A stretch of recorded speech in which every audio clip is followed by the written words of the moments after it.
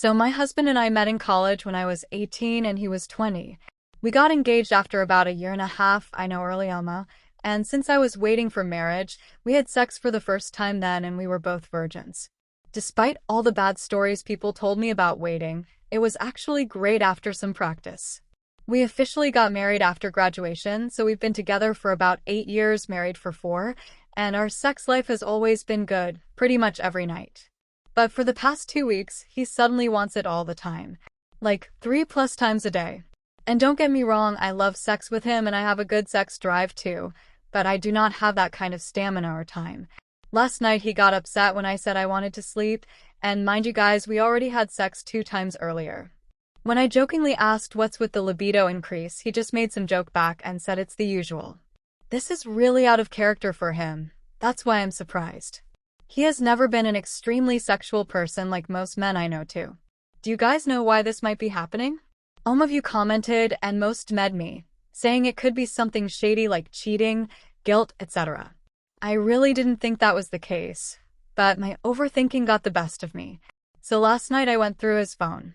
I know, not nice of me, but I was just so curious and he doesn't even have a password. I wasn't even expecting anything crazy, maybe just a ton of porn or something. I found nothing weird though. While I was doing this, he woke up, looked at me all sleepy and said, "Is that my phone?" I panicked and just said, "Yeah." He literally just mumbled, rolled over, and went back to sleep. In the morning, he didn't say anything about it, so I was like, aren't you gonna say something about the fact that I went through your phone last night? And he didn't even understand what I was saying. I reminded him, and he laughed. He genuinely thought I was just watching a movie or show. I sometimes use his phone for that if mine is charging, so he didn't even notice I was snooping. At this point, I just told him everything, how I got paranoid, why I checked, how I was worried something was wrong.